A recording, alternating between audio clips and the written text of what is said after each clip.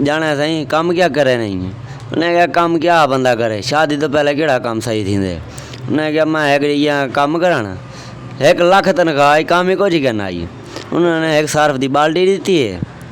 दे नाल टाकी दितो ने अच्छा जी उन्होंने क्या चलती बिजली तारा धो हुण बंदा केड़े पहले एक झटके कोल करावे दे दूजी मेरी नौकरी लगी मलबियां वाली फैक्ट्री काम ही कुछ करना 1 लाख तनख्वाह है काम ये है कि उन्होंने आगे गटर सोंग के दस कित्थों बांधे मैं क्या मेरे को क्या नहीं पता मेरे फिरा को देर चल भाई। अच्छा उस तो बाद मेरे को बिया काम मिले थी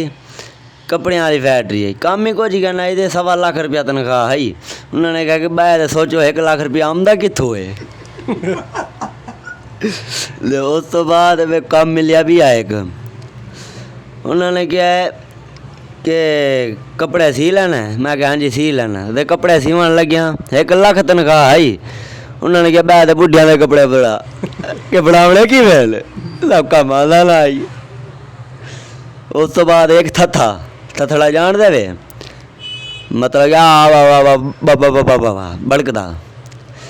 हूँ साह शिगर की जोड़ी रापिया बने दे अगू साह क्या पिया दे साह ने में गरम गरम भट्ठी चलवा के शिगर के सामने रखे थी साह पिया दे शिगर तू पिया दे ना ना ना ना ना ना मुरादा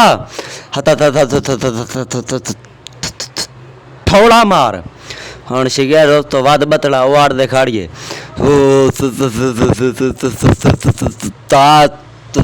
ताजी हथ थोड़ा बड़ा